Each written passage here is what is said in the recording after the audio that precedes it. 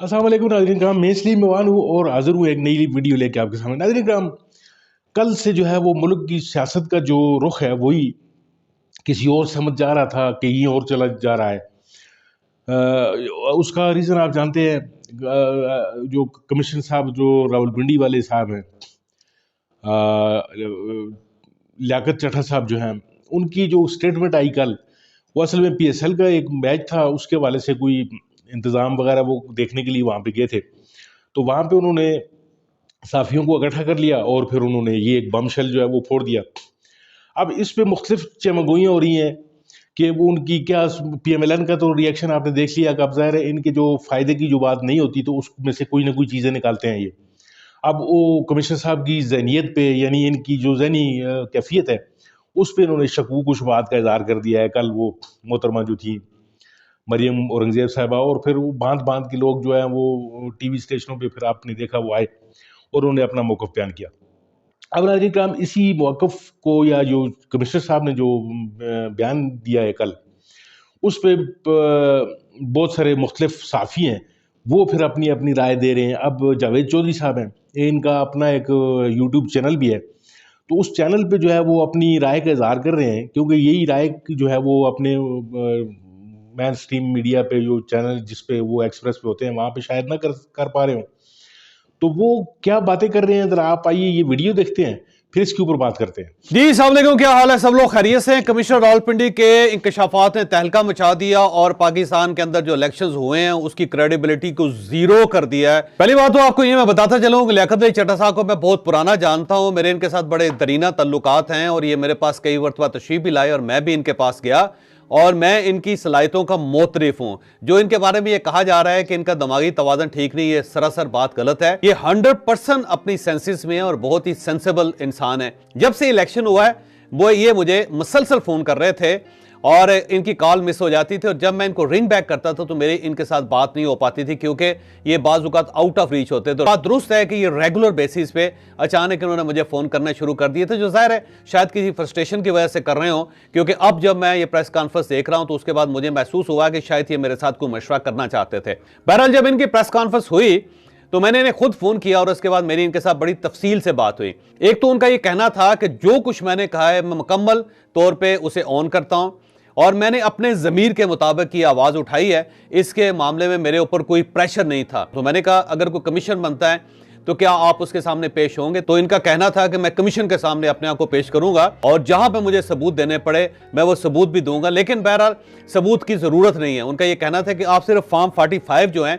वो सारे जमा कर लें तो आपके सामने दूध का दूध और पानी का पानी हो जाएगा। तो मैंने उनसे पूछा कि कितने हलकों के अंदर आपने धांधली करवाई, तो उन्होंने कहा जी तमाम MNAs जो यहां से इलेक्ट हुए हैं और वो उनका ताल्लुक आजाद उम्मीदवारों से नहीं है, वो या तो पाकिस्तान पीपल्स पार्टी से ताल्लुक रखते हैं या पाकिस्तान मुस्लिम लीग नून से ताल्लुक रखते हैं, उन सबको हमने जितवाया था। तो उसके बाद मैंने उनसे सवाल किया कि देखें आप तो कमिश्नर थे और आपके पास कोई डायरेक्ट इख्तियार नहीं था कि आप किसी के इलेक्शन को मैनेज कर सकें या किसी के फॉर्म 45 को तब्दील कर सकें। तो उनका ये कहना था कि मैं कमिश्नर था और नीचे सारे मेरे सबॉर्डिनेट्स थे और मेरे अहकामात के वो पाबंद थे, लिहाजा मैं उनको जो जो डायरेक्शन देता जाता था वो उसके मुताबिक काम करते रहे। मैंने से पूछा कि इस डिवीजन के अंदर तो राजा परवेज अशरफ साहब भी आते हैं जो इस वक्त स्पीकर हैं, तो क्या आपने उनका इलेक्शन भी मैनेज किया? तो उन्होंने कहा कि हाँ जी मैंने उनका इलेक्शन भी मैनेज किया और मुझे इंस्ट्रक्शंस थी कि मैंने उनको भी जितवाना है, लिहाजा मैंने राजा परवेज अशरफ साहब को भी जितवाया। फिर उनका यह भी कहना था कि हमने 50-50 हजार वोट बल्कि 70-70 हजार वोट भी दाएं से बाएं किए हैं, हमने ठप्पे भी लगाए हैं और हमने फॉर्म 45 भी तब्दील किए हैं। तो मैंने उनसे पूछा कि आपसे ये करवा कौन रहा था? तो उन्होंने कहा जी ये मैं कमीशन के सामने बताऊंगा कि मुझसे ये किसने करवाया था, लेकिन मैं अपने ज़मीर के मुताबिक ठीक जवाब दे रहा हूं मैं। और ये उस पर उन्होंने ये भी बताया कि मैंने 2-3 मरतबा खुदकुशी की भी कोशिश की क्योंकि इलेक्शन के बाद मैं अपने ज़मीर का यरगमाल हो गया था। और आज सुबह जब मैं ये फैसला कर रहा था कि मुझे क्या करना चाहिए, तो उस वक्त भी मैं सुसाइडल टेंडेंसी में था। मैंने उस वक्त भी फैसला किया कि मुझे मर जाना चाहिए और शायद मैं पहला कमिश्नर होऊंगा पाकिस्तान की हिस्ट्री में जो अपनी सीट पे बैठ के खुदकुशी करेगा। लेकिन फिर मैंने सोचा कि मुझे खुदकुशी करने के बजाय सच बोलना चाहिए और उसके बाद मैं सच बोलने पे मजबूर हो गया। मैंने उससे पूछा कि क्या आपके सबॉर्डिनेट्स को, स्टाफ को पता था कि आप ये क्या कहने वाले हैं? उन्होंने कहा नहीं जी, हमने जो प्रेस कॉन्फ्रेंस बुलाई थी वो PSL रावलपिंडी का जो था उसके लिए बुलाई थी और जब मैं वहाँ मेज़ पे बैठा सामने मीडिया था तो मैंने PSL को एक साइड पर रखा और फिर मैंने ये सच बोलना शुरू कर दिया, जिसकी वजह से मेरे साथ जो मेरे सबॉर्डिनेट्स बैठे हुए थे वो वहाँ से उठ के चले गए और इससे सारी सूरत ज़ाहिर तब्दील हो गई। तो उसके बाद मैंने उनसे कहा कि आप क्या करना, क्या आप इमरान खान साहब से मुतासर हैं? तो इसका जवाब ये था कि मैं इमरान खान साहब से बिल्कुल मुतासर नहीं हूँ, लेकिन इसके बावजूद मैं ये महसूस करता हूँ कि जो ड्यूटी मेरी थी इलेक्शन करवाने की वो मैं नहीं करवा सका और ये पाकिस्तान उसी जगह पहुँच गया जहाँ पे 1970 और 1971 में था।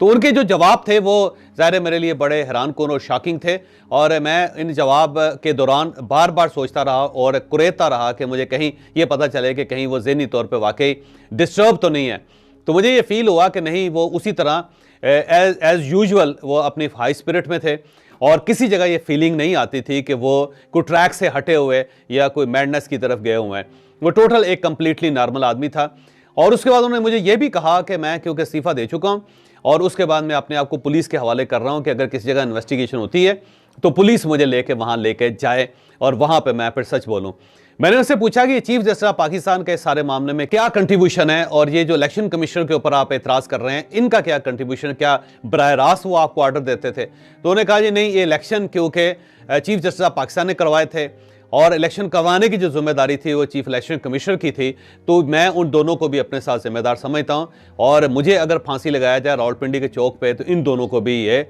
इसी सलूक से गुजारना चाहिए क्योंकि ये भी मेरे साथ उसी तरह शरीक हैं जिस तरह मैंने ये जुर्म किया है। अब सवाल ये है कि क्या वाकई लियाकत अली चट्टा साहब जो हैं उनके जो बयान है उनके अंदर कुछ जान है? यहाँ पे अब जाहिर दो ऑप्शंस हैं। एक तो ये है कि लियाकत अली चट्टा साहब का जो बयान है सिर्फ बयान की हद तक तो हम इसे नहीं ले सकते, इस पे डेफिनेटली एक इन्वेस्टिगेशन होनी चाहिए, कोई एक कमीशन बनना चाहिए जो इनसे बाकायदा ओपन इनके साथ बात करके और उसकी ओपन हेयरिंग करके उनसे इनका वर्डिक्ट ले और अगर इनके पास कोई सबूत है तो वो सबूत बाकायदा जमा होना चाहिए और फिर उसका एनालिसिस होना चाहिए और अगर ये साबित कर सकें तो फिर मेरा ख्याल है इलेक्शन कमीशन तो ऑलमोस्ट ख़त्म ही हो गया, फिर ये इलेक्शन जो है ना इसके नताइज भी अब नाकाबिले कबूल हो जाएंगे। लेकिन अगर ऐसा नहीं होता तो तब भी ये बयान जो है इस इलेक्शंस को दफन करने के लिए काफ़ी है और साथ ही इमरान खान साहब का जो नैरेटिव है उसकी जीत के लिए भी काफ़ी है। तो मेरा ज़ाती ख्याल ये है कि लियाकत अली चट्टा साहब जैसे लोगों के बयानात के बाद मियां नवाज शरीफ साहब को हुकूमत नहीं बनानी चाहिए क्योंकि जो भी गवर्नमेंट होगी अब उसकी कोई लेजिटिमेट हैसियत नहीं होगी, वो एक गैर कानूनी और गैर आइनी हुकूमत ही होगी और वो हुकूमत एक जिंदा लाश होगी जिसे अल्टीमेटली किसी ने दफन कर ही देना है और ज़्यादा से ज़्यादा 2-4 हफ्ते या 2-4 महीने निकाल लेगी गवर्नमेंट, वो ख़त्म हो जाएगी। इस सूरत हाल में अगर मियां नवाज शरीफ साहब अपना कंधा पेश करते हैं तो अपनी पार्टी को दफन कर लेंगे।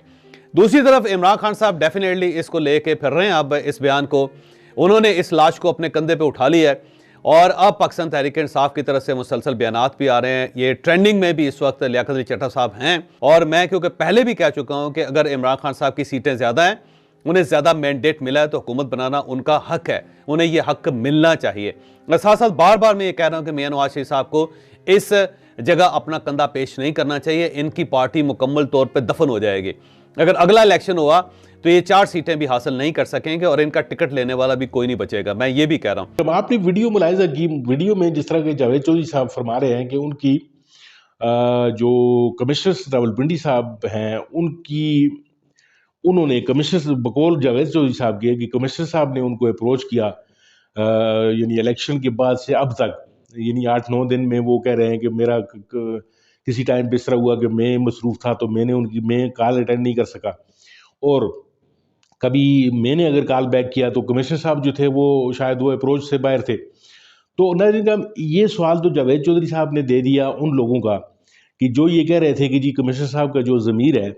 वो इलेक्शन के 8 दिन बाद क्यों जागा, पहले क्यों नहीं जागा। तो नाज़रीन का उसका जवाब तो जावेद चौधरी साहब ने दे दिया कि वो उनसे रब्ता करने की कोशिश करते रहे हैं,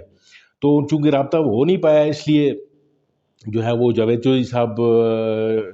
हो सकता है ये खबर जो है वो जावेद चौधरी साहब के किसी प्रोग्राम में ब्रेक हो रही होती अगर जावेद चौधरी साहब का रब्ता हो चुका होता।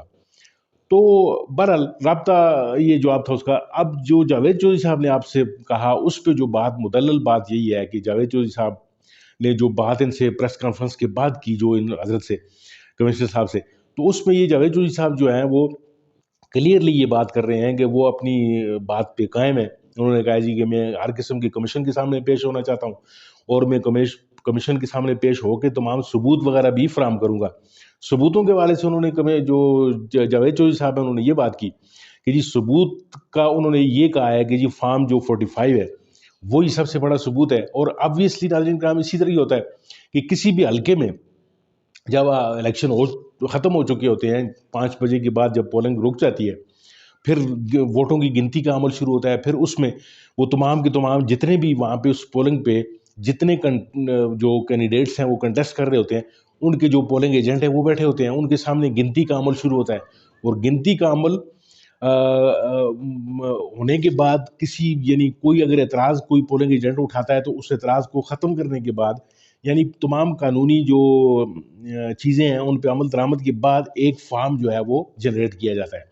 उस फार्म पे वो तमाम जितने भी कैंडिडेट वहाँ पे लड़ रहे होते हैं उनके वोट जो हैं उनके आगे लिखे जाते हैं कि जी फलां आज़ाद उम्मीदवार के जो इतने वोट थे, शेर के इतने वोट थे, तीर के, यानी कहने के मकसद है वो जितने भी कंटेस्ट कर रहे होते हैं वो लोग, उनका जो है वो निशान के आगे उनके वोट लिखे होते हैं। तो वहाँ पे फिर दस्तखत और अंगूठे वो वगैरह वगैरह करने के बाद वो फार्म 45 जो है वो तमाम जितने भी अरकान वहाँ पे उस हल्के में कंटेस्ट कर रहे होते हैं उनके पोलिंग एजेंट्स को दिए जाते हैं। वो रिटर्निंग अफसर जो है उन पर साइन और अंगूठे वगैरह करता है, करके वो दे के फिर वहाँ से वो जो पोलिंग जो रिटर्निंग अफसर है वो तमाम के तमाम वोट जो हैं वो अलग अलग जो थैलों में डाल के उनको फिर सील बमोर करके वो लेके चला जाता है। तो ये होता है फार्म 45। अब कई हल्कों में जो है वो फार्म 45 जो है वो दिए नहीं गए, लेकिन अब अगर फ़र्ज़ करें आज़ाद उम्मीदवार जो तहरीक इंसाफ वाले लड़ रहे थे उनको अगर नहीं भी मिले तो बाकी लोगों को मिल गए हैं। अब जो बाकी लोगों को फार्म 45 मिले हैं उन पे तहरीक इंसाफ के लोगों का भी जिक्र आता है, क्योंकि ज़ाहिर है वो पूरा फार्म 45 जो है वो पूरे लोगों का जो है वहाँ पे उसको फिलअप करके और फिर नीचे साइन वगैरह किया जाता है। तो सबूत तो बेताशा मौजूद है। अगर फॉर्म 45 के हवाले से ही इस इलेक्शन का अगर रिजल्ट जो है वो अनाउंस हो जाए तो मेरा ख्याल है तमाम के तमाम शकूक व शुबहात जो हैं वो ख़त्म हो जाएंगे। और अल्टीमेटली नाज़रीन कराम इस इलेक्शन कमीशन को करना यही पड़ेगा कि फॉर्म 45 के हवाले से ही, क्योंकि अब इतने सवालात उठ चुके हैं, इतने लोगों ने जो है वो शोर मचाना शुरू कर दिया है कि इसके सिवा अब कोई चारा रह नहीं गया। तो जिस तरह जावेद चौधरी साहब ने भी फरमाया कि जो कमिश्नर साहब हैं वो अपनी बात पे कायम है और वो इस बात पे का जो तहैया किए हुए हैं कि जी उन्होंने गलत काम किया और उनकी ज़मीर ने मलामत किया, तो वो अब और ब्यूरोक्रेसी में नाज़रीन कराम न सिर्फ ये साहब जो हैं ये हैं, बल्कि और भी कई लोग जो हैं वो आमदनी साहब का एक प्रोग्राम था उसमें वो बता रहे थे कि जी और भी कई लोग जो हैं वो इस बात पे तैयार हैं कि वो इस बात को जो है वो नहीं तस्लीम करते कि जो आवाम का मैंडेट है वो किसी और के हवाले कर दी जाए। नाज़रीन कराम आपको वीडियो कैसी लगी इसके बारे में अपने कमेंट्स में अपनी राय का ज़रूर इज़हार कीजिएगा। और मेरे चैनल को अगर वीडियो आपको अच्छी लगती है, मेरा काम आपको अच्छा लग रहा है तो मेरे चैनल को ज़रूर सब्सक्राइब कीजिए और मेरी वीडियो को ज़रूर लाइक कीजिए। आपके साथ मिलते हैं इंशाल्लाह एक और वीडियो में, तब तक के लिए अल्लाह हाफ़िज़।